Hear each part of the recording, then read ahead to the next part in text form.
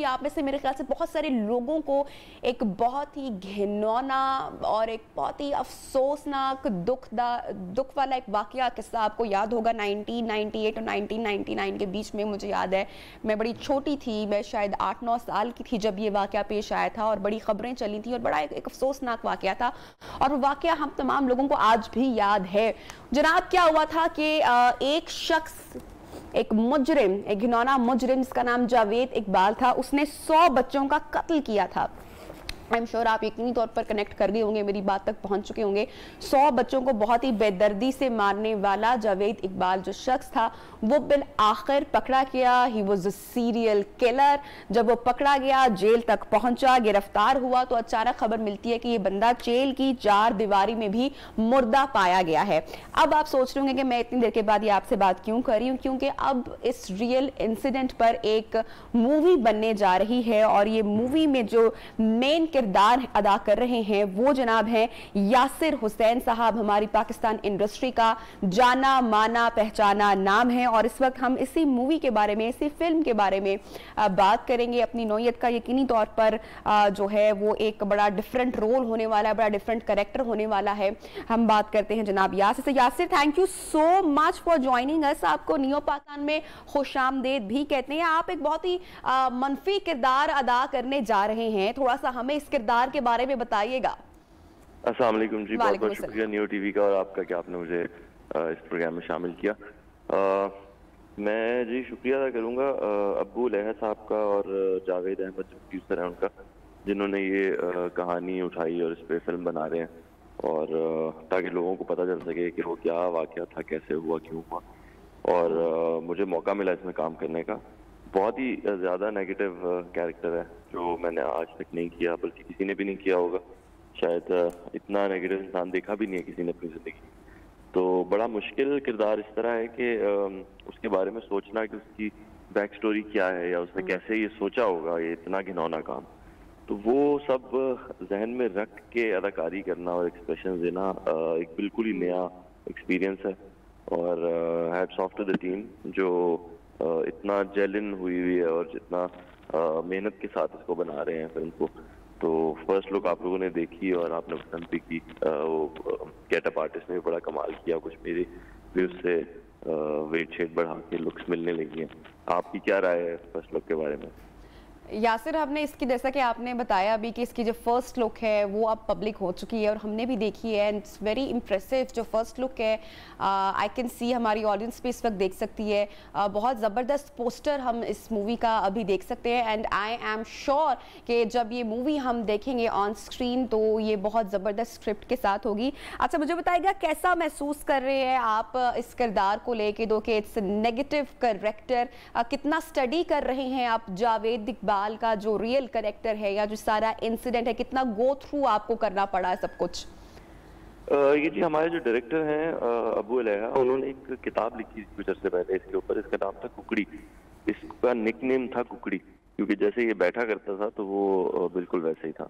तो वो उसने उसको देखकर ये उन्होंने किताब लिखी रिसर्च करके और ये किताब काफ़ी मकबूल हुई। तो फिर इस किताब के ऊपर उन्होंने ये स्क्रिप्ट लिखा है और ये फिल्म बहुत अलग है, एक आर्ट मूवी है।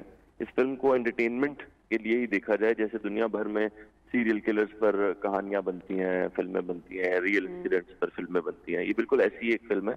इसका मकसद बिल्कुल भी इस कैरेक्टर को ग्लैमराइज करना नहीं है, इसको कोई माशरे में कोई जगह देना नहीं है, बिल्कुल भी नहीं।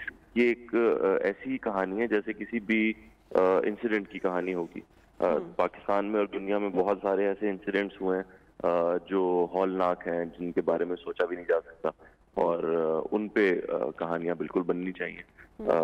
कई लोग सोशल मीडिया पे ये बात भी कर रहे हैं कि भाई कोई ऐसे हीरो पर कहानी बननी चाहिए जो आप जिससे कुछ सीखने को मिले, तो वो भी बिल्कुल बननी चाहिए 100%। लेकिन अनफॉर्चुनेटली वैसी कहानियां नहीं बन रही और ना मुझे ऑफर हो रही हैं।